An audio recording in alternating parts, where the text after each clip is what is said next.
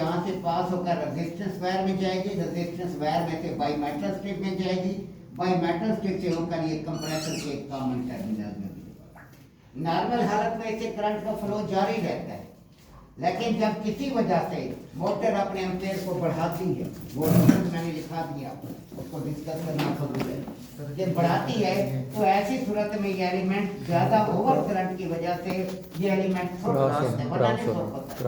सुर्ख हो जाता है।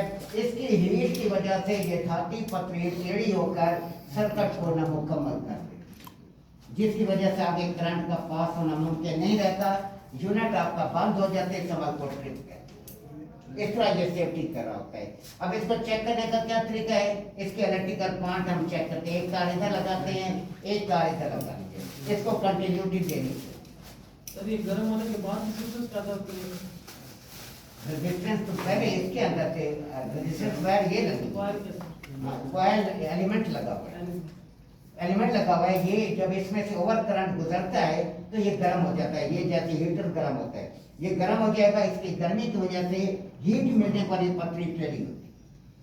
बाद वक्त ऐसा होता है, ये फॉल्ट आता है हमारे पास यूनिट के अंदर, जब आप फील्ड में काम करते हैं, आपको तो मुकम्मल तैयार करके भेज रहे हैं, ये आपकी कैपेसिटी, आप कितनी स्टडी कर रहे हैं, कितना लेक्चर आप सीख कर रहे हैं। ऐसा फॉल्ट भी आता है कि आपका यूनिट नॉर्मल एम्पेयर पे बंद हो जाता है, वो लोड फंक्शन करना होता है ओवर करंट पर, ये इसने काम ही ओवर प्रोटेक्शन ही ओवर करंट पे करने, वरना इसका कोई रोल नहीं है। अब बाद वक्त ऐसा होता है, फ्रिज नॉर्मल चल रहा है, deep freezer, water cooler, window split on current ले रहा है जो उसको लेना चाहिए, लेकिन यूनिट बंद हो रहा है। हम ये समझते हैं थर्मोस्टेट स्विच से बंद हो रहा है, थर्मोस्टेट स्विच ऑटो कर रहा है, लेकिन नया फ्रिज, हम बंद फ्रिज को या बंद एसी को हम चलाते हैं, वो भी 5-10 मिनट चलता है, बंद हो जाता है।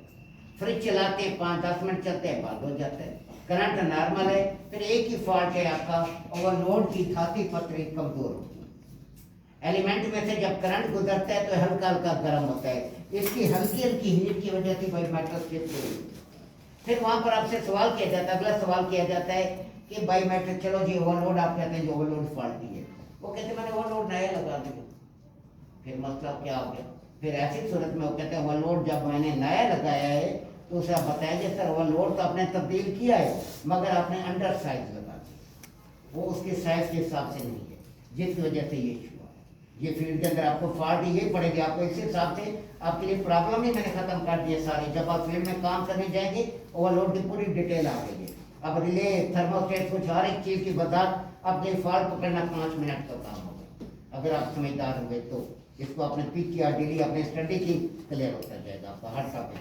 ये 2-3 चीज़ें आपके पास है सारी, और कोई है नहीं इसके अंदर, कोई और मसला ही नहीं है इसके अंदर। या वायरिंग कहीं चल जाए, कोई चूहे खा जाए वगैरह वगैरह, बस इशू, बाकी इसके अंदर कोई मसला आता ही नहीं। अगर कोई चंद एक फॉल्ट आते हैं वो मैकेनिकली आ जाते हैं, वो मैकेनिकल पर हम डिस्कस कर लेते हैं। अब यहाँ पे वो लोड के बारे में कुछ क्वेश्चन है तो फिर मैं इसकी चेकिंग करूँगा आपको। जी कोई सवाल है?